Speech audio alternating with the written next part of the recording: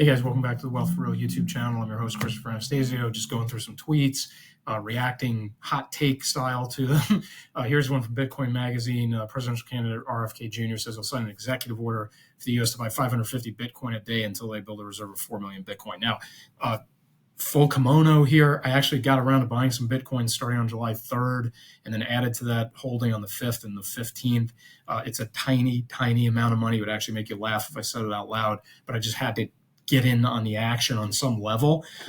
So that's kind of probably conveys to you some degree of my feeling about Bitcoin. I don't have any issue. I'm not a Peter Schiff. I don't have any heartburn with it. In fact, I love the concept of it. I just have very severe skepticism regarding its political viability when governments, turn their attention to shutting it down or stealing it from the people.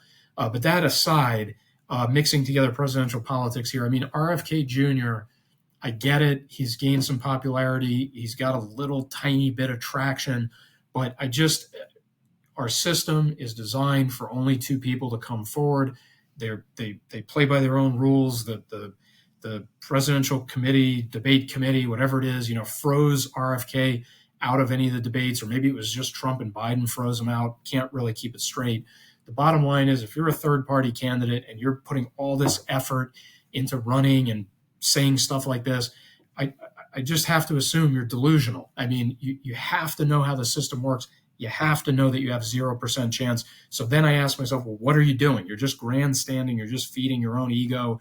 It's a completely pointless exercise. And if you don't know all these things, if you're not feeding your ego, if you don't know it's a foregone conclusion, well, then you must be moronic because you actually truly believe you have a chance to be elected president of the United States. So, I mean, I just, no personal attack here on RFK Jr. I've seen others go through this.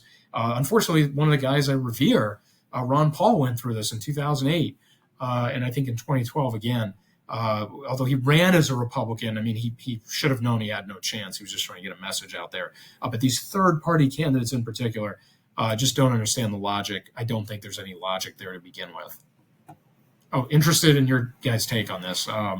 I mean, the Bitcoin part I know is going to fire some people up, and it's got some promise to it in that narrow sense. But I think it's just ridiculous that RFK Jr. is even making statements like this.